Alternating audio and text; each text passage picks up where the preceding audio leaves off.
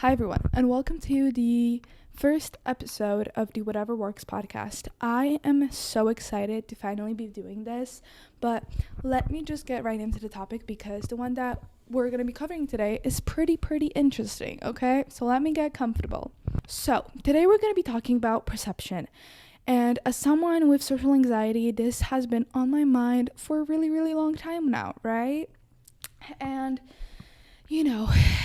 a conclusion that I came to is that the perception that I have of myself will never be the same as the perception that other people have of me. And I hate that feeling. And it's so weird that no one will ever see me the exact same way that I see myself. And I can explain myself to people, I can be completely honest and open with them, but no matter what I do and no matter what I say to them, no matter how close I get with that person, they will never see me the way that I want them to see me and the way that I see myself. Now, I am very aware that that is completely out of my control. How people view me and how people perceive me is something that is there's so many factors that contribute to that. The context of the situation that I have the conversation or meet people in, right? Or the person's past experiences or their personality traits. They're all things that I cannot control, even if I tried my very best. I cannot control them. And that is something that we're going to be talking about today, right? I have created a couple of notes because I didn't want to go completely unprepared for this topic. I have them here on my laptop, so don't mind me if I'm going to be looking there because I don't want to get off track, right? I have this really bad tendency, and probably once I get more comfortable in this podcast, I will be just yapping my mind off because that's just what I do, and you will be just hearing me completely get off track. But that's not what I'm gonna be I'm gonna not try to do that today, okay? So I have notes. I want to start off by reading you a quote that I saw on Substack. I'm gonna put it up on the screen so I can give credits to the creator, or I don't know if it's a popular quote, but I just saw it on Substack. But it reads that you can't stop people from painting their version of you, but you don't have to hang it in your gallery. Now, that quote is so universal because if you're bothered by people viewing you in a bad way, you don't have to think about that. You know yourself best, and that's the most important. But in the way I relate to that quote is just the way I view myself is based on all the experiences I've had in my life. And that's the most important thing, If someone thinks I'm an extrovert, but I think that I'm an introvert, that's the most important part. And I don't know why it bothers me so much. Well, actually, no, because I did research on this and I, thought about it as much as I could and tried to kind of come to a conclusion why it's such a bothering thought that someone might think something different about you that doesn't align with what you think about yourself. But so first of all, we're gonna get into kind of the reason why this is such a bothering thought. We as people have an ego. Now, first of all, I just want to say that having an ego isn't a bad thing. Everyone has an ego, and I don't know why we as a society kind of started to view having an ego as a bad thing, because everyone has it, right? It's not arrogance or being very full of yourself. It's just having some kind of sense of self, okay? So I just want to make sure that everyone gets what I'm saying. So we have that ego, right? And when we find out that someone else sees us differently than we see ourselves, it can kind of feel like they're rewriting our story, if that makes sense, right? Maybe necessarily the things that they think of you aren't bad, but there's still things that aren't true in your mind, at least, and that can get very confusing and hurtful to your ego because it makes you realize that at the end of the day, no one will ever get you fully, right? Because in order to get you, they need to have a good perception of you, the one that aligns with you. And you know what? This is why I feel like I've always struggled with connecting with people. And no matter how much I love my friends and no matter how long I know them, I never can get very close to people because I just feel like no matter what I do, they won't ever see me the way I see myself. And I think that I'm the only person that gets myself. I don't think I've ever met anyone who understood me fully. There are people in my life who have come very close to that, and there are 3 people I feel like that have come very close to getting me fully. Maybe they know maybe they know like 99% of me, and there's still that 1% that no matter what I do, they won't like understand that 1%.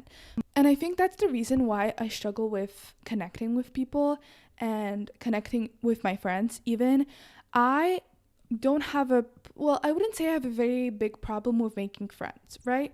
I do have social anxiety, and yes, that makes it harder, but that doesn't mean that I struggle with making friends a lot. It does make me anxious, but it's not something that I've struggled with throughout the years. But the thing that I have a problem with is connecting with them at the end of the day, right?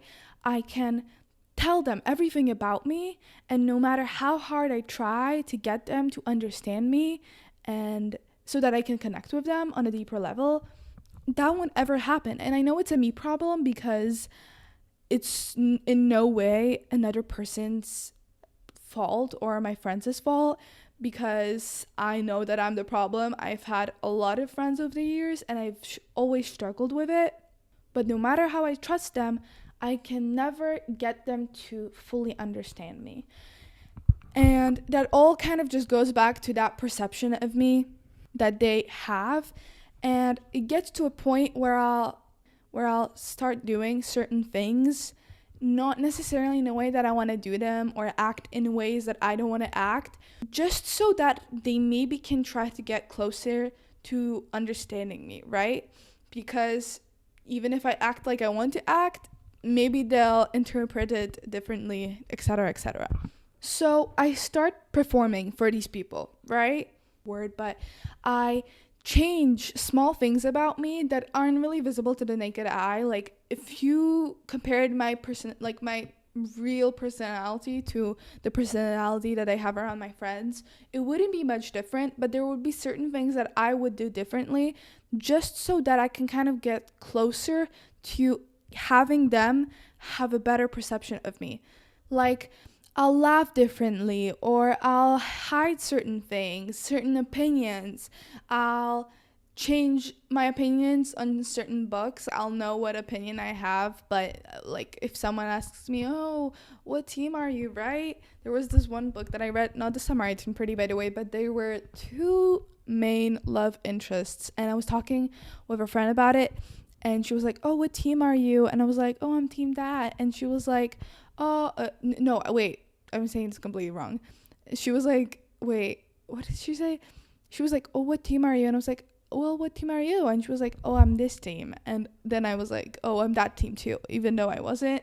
I know that's a very silly example, but I will do that. And I'm just like, wow, either this is very huge people pleasing, or I just really want you to see me in a way that maybe that certain opinion doesn't align with the way that I want you to see me, but whatever, right? You get the point. But then there's this strange thing when I realize that someone sees me in a different way than I see myself, and it's this whole realization thing, and it just drives me completely insane, because what do you mean someone sees me differently? What do you mean? And it's so scary, because if the one thing, or one of very few things that I think is real isn't, then what is real at the end of the day, right? I think my sense of self is one of the very few things in this world that is very, very true. And if that isn't true, then what is true? Like I already said, that's such a weird feeling to have. And I came to a conclusion that maybe at the end of the day, there isn't just one version of you. Maybe there are multiple versions of you, and that is okay. Because at the end of the day, we're all just a collage of other people's perception of us. There was this one concept, I don't remember what it exactly was called, but I think it's like the looking glass self or something, where we started to create a perception of us that is based on how other people view us. And I don't think I struggle with that, but I know that a lot of people probably do. But when you really think about it, isn't our perception of us mostly a perception based on how other people see us?